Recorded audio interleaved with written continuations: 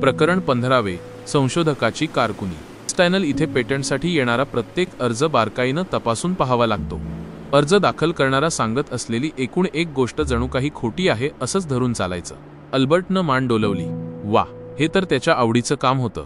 प्रत्येक गोष्टीला प्रश्न विचारायचे असतात हे अल्बर्टपेक्षा अधिक चांगलं कुणाला ठाऊक होतं. शिवाय पॉलिटेक्निकमधल्या त्याच्या प्रिय मित्राच्या मार्सेल ग्रॉसमनच्या वडिलांच्या शिफारसीनं मिळालेली स्विस पेटंट ऑफिसमधली ही कारकुनाची नोकरी या घटकेला त्याच्यासाठी अत्यंत महत्त्वाची होती. जवळजवळ वर्षभर बेकारीची चांगलीच झळ त्यानं सहन केली होती. अल्बर्ट पॉलिटेक्निकमधून बाहेर पडल्यानंतर पुढच्याच वर्षी म्हणजे 1901 साली त्याला स्वित्झर्लंडचं नागरिकत्व मिळालं होतं. सरकारी नोकरी मिळवण्यासाठी आता तो पात्र होता, पण संधी मात्र मिळत नव्हती. या काळात महाविद्यालयीन वर्षांमधला त्याचा सगळा रुबाब, त्याची सगळी ऐट आणि स्वतःच्या बुद्धिमत्तेचा वृथा गर्व सगळंच गळून गेलं होतं. कोणतीही छोटी मोठी, अगदी खालच्या पदावरची सुद्धा नोकरी मला चालेल आणि त्यासाठी विज्ञानाच्या क्षेत्रात काम करण्याच्या माझ्या महत्त्वाकांक्षा, माझा स्वाभिमान हे सगळं गुंडाळून ठेवायला मी तयार आहे. अल्बर्टनं मिलेव्हाला लिहिलेल्या एका पत्रामध्ये लिहिलं होतं. पण तेवढं कामही जुळून येईना. पॉलिटेक्निकमधून बाहेर पडल्यानंतर अल्बर्टनं नोकरी मिळवण्यासाठी खूप खटपटी करून पाहिल्या होत्या. झुरिकच्या जवळपासच्या शाळांमध्ये शिक्षकाची नोकरी करून पाहिली होती, खाजगी शिकवण्या घेऊन पाहिल्या होत्या, पण या सगळ्यातून फारशी मिळकत होत नव्हती. प्राध्यापक वेबर यांची माफी मागून नोकरीसाठी त्यांच्यासमोर नाक घासावं हे मात्र त्याला काही केल्या पटत नव्हतं. त्यामुळे तो मार्ग मात्र बंदच राहिला.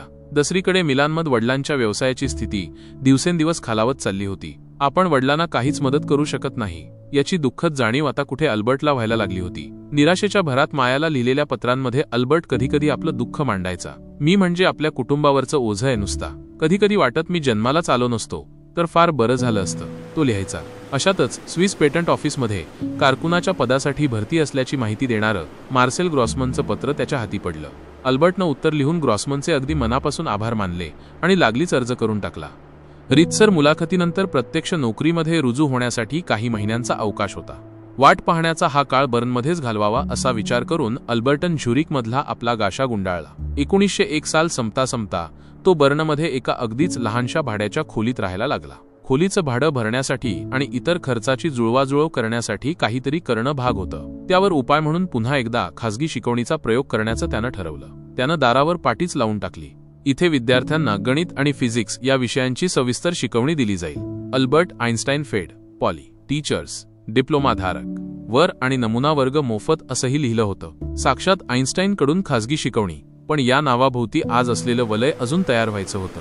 त्यामुळे त्याच्या या वर्गाकडे फारसं कुणी फिरकलंच नाही. एक दिवशी मात्र बर्न विद्यापीठात तत्वज्ञानाचा अभ्यास करणारा मॉरिस सोलोव्हिन नावाचा रोमानियन विद्यार्थी या वर्गासाठी आला.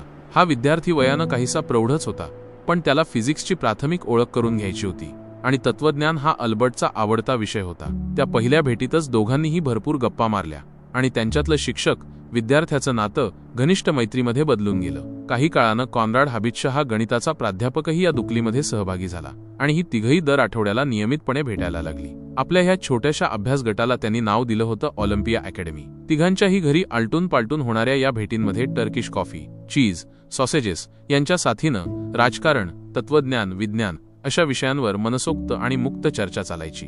ही अकॅडमी म्हणजे एक प्रकारचं पुस्तक मंडळच होतं. मार्क, हेल्महोल्ट्झ, पॉइंकारे यांच्यासारख्या प्रतिभावंत फिजिसिस्टचं लिखाण, जॉन स्टुअर्ट मिल आणि स्पिनोझा यांच्यासारख्या तत्वज्ञांचे विचार, त्या काळातले महत्त्वाचे गणिती निबंध, इथपासून अगदी डॉन किहोतेसारख्या कादंबऱ्यांवरही तिघ मित्र हिरिरीनं आपापली मतं मांडायचे. यात थट्टा मस्करीचाही मुक्त संचार असायचा. अशा या बैठकींची सांगता बहुतेकदा अल्बर्टच्या व्हायोलिन वादनानं व्हायची आणि शिकवणीचे पैसे छेल मित्रांकडून कुणी फी घेतं का, एका श्रीमंत मावशीकडून येणाऱ्या थोड्याफार आर्थिक मदतीवर गाडं कसंबसं चाललं होतं. या विद्वान मित्रांच्या संगतीत अल्बर्टची निराशा थोडी निवळत चालली होती आणि मुख्य म्हणजे या वैचारिक घुसळणीमधून नकळत त्याला आपल्या लाडक्या फिजिक्सशी संबंधित महत्त्वाच्या प्रश्नांवर विचार करण्याचीही नवी दृष्टी मिळत होती. अखेर 16 जून 1902 रोजी पेटंट ऑफिसमध्ये तृतीय श्रेणीचा कारकून म्हणून अल्बर्ट रुजू झाला आणि अल्बर्टचं आयुष्य काहीसं सुरळीत होण्याची चिन्ह दिसायला लागली.